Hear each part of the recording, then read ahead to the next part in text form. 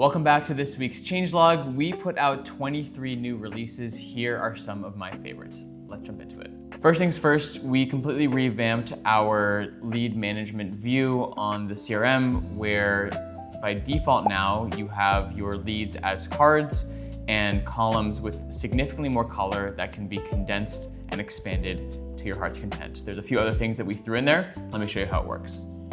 On the lead overview screen, you'll see that it has a fresh coat of paint where the columns and the lead cards themselves have been refreshed to be easier to consume.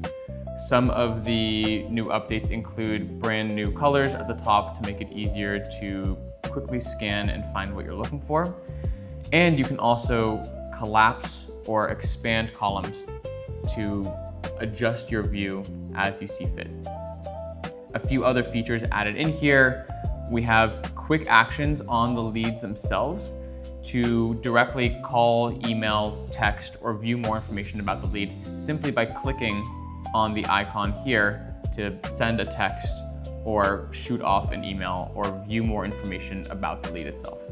In addition, we also added an icon and some information to indicate how long that lead has been in this column, so you can see which leads are brand new and which ones have been here for a while, and then take action accordingly. We've also completely revamped views in CRM, making it significantly easier to create views, share them with teammates, and make it work across multiple locations if you have a multi-site organization.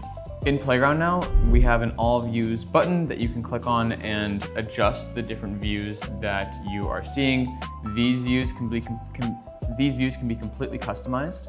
So if I want to edit this one, I can define how and what it filters by. So in this case, I only want to see any leads that the child is 2 years old. And you can stack as many of these properties as you'd like to filter down by. In addition, you can also define what information actually shows up on the cards themselves. So in this case, if I don't care about the creation date, I can remove this. And if I care about the lead source, I can move this up here. And so when I save this now, it will update with that information. And so when I'm looking at all my 2-year-olds, I can see this information. And if I switch to all my leads, the information on the cards themselves also switch. In addition, we've added a brand new permission that can be toggled on in role settings to allow for views to be shared with other folks. So if you jump into the roles and permissions and you edit an administrator role, scroll all the way down to the bottom, you'll see that there's now a shared lead view permission that can be turned on for roles. And when it's turned on under all views, you'll see that there's a shared section that will give you access to any potential views that are shared with you. Now, when you create views, you can also, under the sharing tab, decide if it's for your eyes only or if it's shared with everyone. And if you are part of a multi-site organization, you can even dictate which locations have access to which other locations. This should make it really, really convenient and easy to manage, especially if you have multiple locations in the same market. The next improvement is a fresh coat of paint on your saved email and text messages.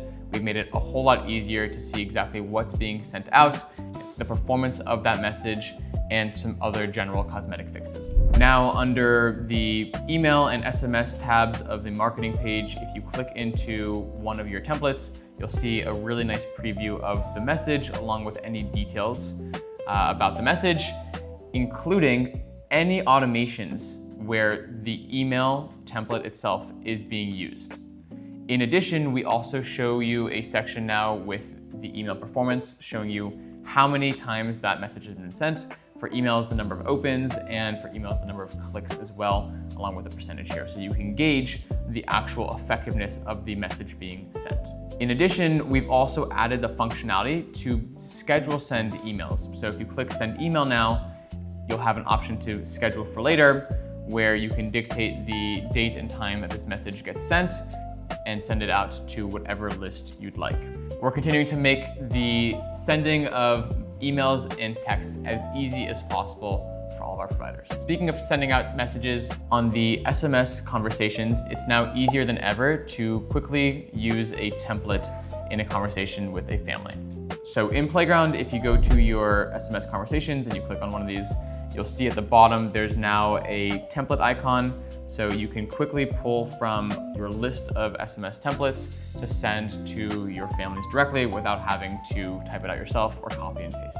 We got a lot of great feedback from providers that it would be a lot easier to stay on top of all of your upcoming meetings if you could see all of them in a calendar view. So that's exactly what we added into the bookings page. Let me show you how it works. When you jump into your meeting bookings now, you'll see that there's a calendar view that shows you all of your bookings. Directly from this view, you can click on these, record the outcome of whether they showed up or not, decide what stage to plop the lead in afterwards, and then take any action as a result. We'll also show you for the week the number of bookings, the completed bookings, and your show rate, so you can keep a good finger on the pulse with regards to how efficient you're being in getting people to show up for tours. The rest of the bookings pages are still here. They were just moved to separate tabs so that the calendar view is the default one when you first open it up.